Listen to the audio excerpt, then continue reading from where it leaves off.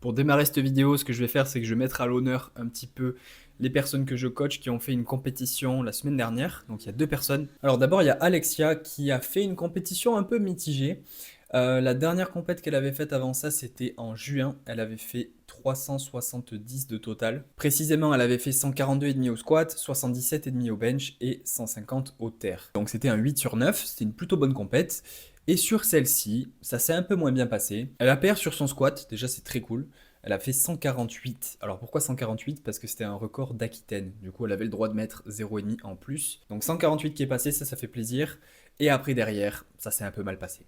Elle a passé 72,5 au bench en opener, mais elle est passée direct à 77,5 et elle l'a loupé deux fois, malheureusement. Mais j'étais pas sur place, donc je pouvais pas gérer le match. Mais je pense que en ayant vu l'opener, j'aurais mis 75 en deuxième barre, donc ça c'est un peu dommage. Et pour le terre, un peu la même erreur. Elle voulait vraiment faire un all-out au terre et aller chercher la plus grosse barre possible. En opener, elle a fait 142,5. Et pareil, en voyant 142, moi j'aurais mis 150 parce que je me disais, bon, je suis pas sûr qu'il y ait beaucoup plus que 150, mais elle voulait vraiment aller chercher une grosse barre en deuxième barre. Donc elle n'était pas dans l'optique de faire un 9 sur 9 ou quoi. Du coup, elle a mis 152 parce qu'elle se disait, bah il y a un monde où après, derrière les 152, je peux mettre une giga barre. Faut savoir que son max au terre, c'est 150. Donc 152, c'était déjà un PR en deuxième barre. Et malheureusement, ce n'est pas passé. Il manquait pas grand chose sur la première tentative, donc sur la deuxième barre, mais la première tentative à 152, mais sur la deuxième tentative à 152 et la troisième barre du coup, il n'y avait pas de jus, il n'y avait plus de jus du tout. Donc pour moi, il y avait 150, mais malheureusement, elle reste sur son opener à 142. Donc ça l'a fait terminer à 363 malheureusement, donc PR-7 en compète. Du coup, sur le total, c'est moins bien. Si on regarde juste une vue d'ensemble, cette compétition, on pourrait se dire qu'elle est vraiment catastrophique par rapport à la précédente. Mais évidemment, il y a du contexte à mettre. Du progrès au squat, de la régression au bench, malheureusement. Et le même niveau au terre, je dirais, mais juste mauvais choix des tentatives qui fait qu'on ne peut pas montrer ça sur la plateforme. Un peu dommage. Elle avait des petites douleurs qui la gênaient tout au long de la prépa au niveau du dos, au niveau des coudes à cause du squat. Donc les douleurs au coude l'impactaient un petit peu sur le bench aussi. Donc voilà, c'est un peu chiant. On a essayé de composer du mieux qu'on pouvait tout au long du bloc avec ça, mais le résultat a fait que le bench était en dessous par rapport au reste. Et ensuite, Lohan qui a commencé le coaching avec moi il y a 3 blocs, donc on a eu le temps de faire uniquement 3 blocs pour pouvoir faire cette compétition-là. Sachant que le premier bloc, on a dû faire un bloc de 3 semaines pour être dans les temps pour la compète. Donc on a fait 3 semaines, 4 semaines, 4 semaines. Donc c'était un timing assez court quand même. Et il a fait une très bonne compète parce que sa meilleure compétition c'était il y a un an, en juin. Il avait fait 582,5 de total avec 207,5 au squat, 120 au bench et 255 au terre. Et après ça, il a jamais vraiment réussi à récupérer ce niveau-là. En tout cas, pas sur les 3 lifts en même temps. Il a eu des douleurs au dos qui l'ont empêché de bien performer. Et début de cette année, donc 2025, en mars, il a fait 205 au squat, il a loupé sa troisième barre, 130 au bench et 242,5 au terre. Et il avait loupé sa deuxième et troisième barre à 252,5. Et donc il avait fait 577,5 de total. Donc il avait déjà atteint un meilleur niveau il y a un an. Et là, du coup, on a commencé il y a 3 blocs. Et sur cette compétition, il a réussi à concrétiser 600 de total. Donc ça fait plaisir. PR plus 17,5 en compète et avec de la marge sur le terre. C'est ça qui est le plus important, je trouve. Parce qu'il a fait un 8 sur 9. Donc il a fait 212,5 au squat, 132,5 au bench en deuxième barre, mais il a loupé 135 en troisième. C'était juste trop lourd pour le coup. 132,5 c'était son max en deuxième, clairement. Et 255 en troisième barre au terre. Avec de la marge, franchement, il y avait 260 pour moi, donc il y avait potentiellement 605 de total. Donc franchement, c'est cool. On a eu que 3 blocs pour arriver à ce total-là. On a pu concrétiser quelque chose de sympa. Un progrès vraiment léger sur le squat et sur le bench. Et le terre, on a réussi à revenir à son meilleur niveau, si ce n'est même plus. Il n'a pas fait plus que son meilleur niveau, mais au vu de la facilité, il y avait de la marge et donc son niveau de forme était meilleur que la première fois où il a fait de 55, tu vois. Et tout ça le même jour, parce que c'est bien beau d'avoir du progrès sur un lift, mais si on arrive à le mettre en place sur le même jour, sur les 3 mouvements, bah, c'est encore mieux.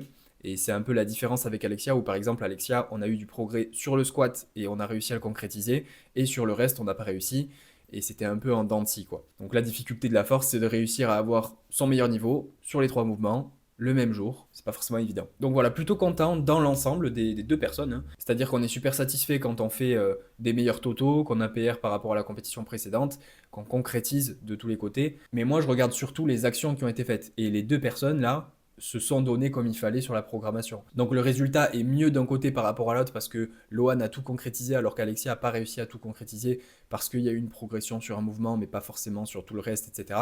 Mais les deux se sont entraînés de la même manière avec pour objectif de progresser, de se la donner. Il n'y a pas eu de rechigner à la tâche ou quoi que ce soit. Donc moi, quand je coach des personnes comme ça, je suis fier des deux personnes de la même manière. Il n'y a pas de « je suis déçu de l'un par rapport à l'autre » ou quoi. Je suis content des deux par rapport aux actions qui ont été faites, tu vois. Évidemment, j'aurais préféré que Alexia puisse concrétiser tout sur le même jour, mais ça se passe pas toujours comme on veut malheureusement.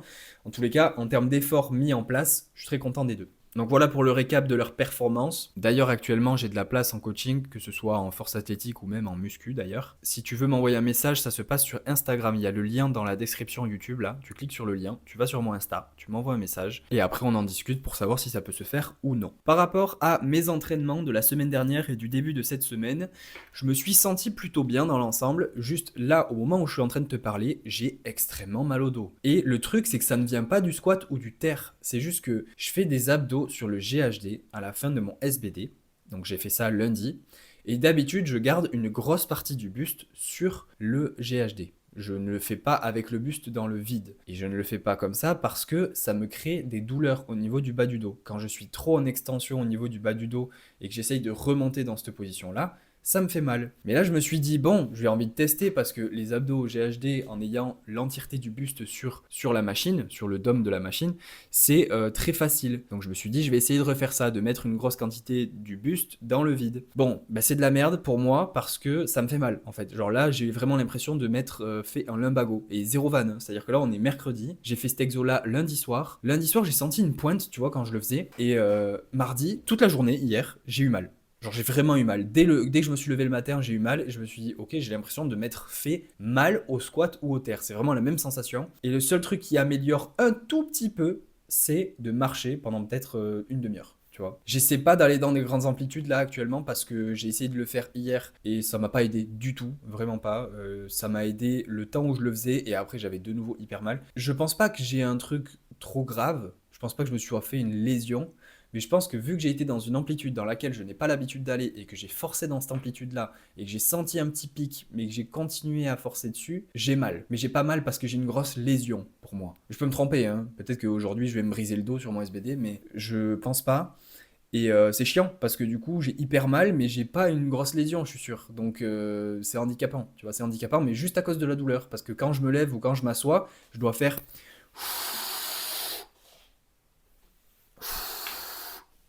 pour être sûr de ne pas avoir mal, tu vois. Je dois me concentrer, contracter, parce que si je me relâche et que je vais dans une amplitude qui est pas, qui est un peu instable, j'ai mal en fait. Donc c'est pas cool du tout. Bref, mis à part ça, sur la semaine dernière, je me suis senti vraiment bien sur mes exercices de renfo, de SBD.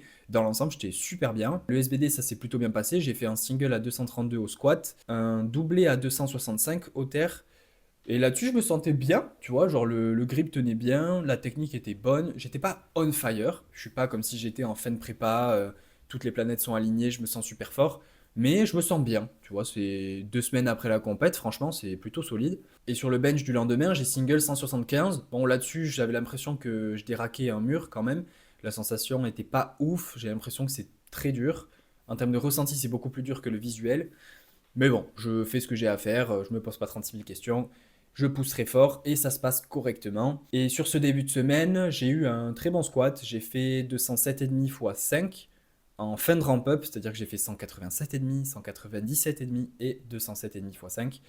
Et je me suis senti vraiment très très bien dessus. Très très peu de douleur au niveau du genou gauche. Et ça c'est exceptionnel. Je me suis vraiment senti bien. Pas d'aggravation de la douleur après la séance. Donc c'était vraiment super. Le bench de cette séance il est assez anecdotique. Il est plutôt facile. C'était 5 x 5 à 145. Et le terre de cette séance j'ai eu un x3 à 240. Puis 250. Et après 2 x 5 à 230.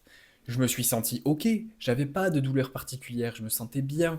Mais j'ai fait les abdos juste après. Et c'est là que je me suis explosé le dos. En fait, j'ai senti un tout petit pic pendant l'exo, et si jamais j'avais senti que j'aggravais une douleur pendant l'exercice, je l'aurais pas continué, tu vois. Donc c'est ça qui est traître, c'est que j'ai fait l'exo, j'ai senti une petite douleur, j'étais en mode ok ça me gêne, mais c'est parce que c'est nouveau, c'est pas grave, ça va pas me gêner plus que ça.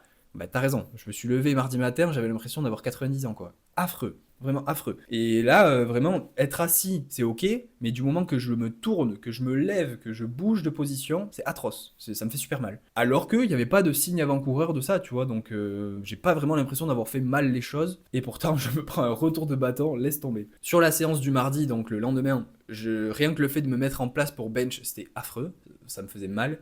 J'avais du Larsen, close grip, j'ai fait 5 x 6 à 110. Et derrière, j'ai eu du leg extension. Et là, j'étais trop content parce que ça fait plusieurs semaines que je fais 3 x 20 au leg extension, plusieurs mois même maintenant. Je fais ça parce que je veux un gros temps sous tension au niveau des quadriceps et surtout du tendon, parce que là, c'est la problématique, c'est pour le tendon. Je veux une charge pas trop élevée pour pas demander trop de production de force non plus, mais je veux beaucoup de temps sous tension et une excentrique très contrôlée et un étirement et un raccourcissement global, on va dire, même si je pourrais aller plus loin en étirement au niveau du quadriceps, mais la machine ne peut pas le permettre. Donc je me contente de ça. Quand j'ai commencé ces formats-là, j'étais à 14 kg, donc je faisais 3 x 20 avec un tempo de fou à 14 kg. Je faisais même un tempo sur la montée parce que le simple fait de faire la montée trop vite me faisait mal au tendon rotulien. Donc je faisais du tempo aussi sur la concentrique. Là maintenant, je suis plus obligé de faire ça parce que je n'ai pas eu mal du tout, même pas sur les premières reps, alors que d'habitude j'ai au moins mal sur les 3-4 premières reps de la première série, et une fois que le tendon est suffisamment échauffé, j'ai plus mal. Là j'ai même pas eu ça. Donc je suis vraiment trop content parce que j'ai moins de douleur au quotidien et sur mes mouvements. Et ça, c'est typiquement des mouvements sur lesquels tu vois s'il y a une amélioration ou non. Parce que c'est uniquement le quadriceps qui est ciblé, tu vois. Sur le squat, il peut y avoir d'autres choses. Il peut y avoir, j'ai pas la mobilité nécessaire au niveau de la hanche, donc je compense au niveau des genoux, peut-être. Mais là, c'est du leg extension, c'est extension de genoux pur et dur. Il n'y a rien d'autre qui peut compenser. Je suis très content de voir qu'il y a de l'amélioration, malgré le fait que j'augmente la charge toutes les semaines. C'est-à-dire que là, j'ai terminé à 45 kg, alors que, comme je t'ai dit, j'ai commencé le format il y a 2 mois à 14 kg et j'avais des douleurs. J'étais obligé de ralentir la concentrique. Donc il y a vraiment du progrès, je suis très content. Et je vais essayer de continuer sur cette lancée, de continuer de faire les choses intelligemment. Les genoux vont très bien, mais le dos commence à refaire des siennes. Dès que t'enlèves un truc, il faut réavoir l'autre, c'est fou, c'est vraiment abusé. En plus, je fais même pas ça pour améliorer ma rigidité, mon bracing ou quoi que ce soit. Je fais vraiment ça à la base. Je le fais pour donner du mouvement sur la colonne vertébrale et donc avoir moins de douleur au dos. Et là, c'est cet exo-là qui m'a créé le plus de douleur dans la semaine. Pas le soulevé de terre à 2,65, un squat à 2,32. Pas ça, non. Des abdos au GHD. Voilà. Je le fais pour ma santé et non. Ça fait l'effet inverse. J'adore. Donc je referai les abdos avec la majorité du buste sur le dôme du GHD. Et si on me dit ouais mais c'est trop facile, tu devrais te mettre dans le vide, je dirais bah écoute non, je peux pas, mon dos veut pas, donc je le ferai pas. Au moins j'ai testé et maintenant je sais. Écoute c'est tout pour la vidéo, j'espère que mon dos va se remettre gentiment, normalement ça devrait être le cas. J'espère que tu auras aimé. Si tu as aimé, mets un j'aime, commente pour me dire ce que tu en as pensé. Je te dis à la prochaine, reste positif. Peace.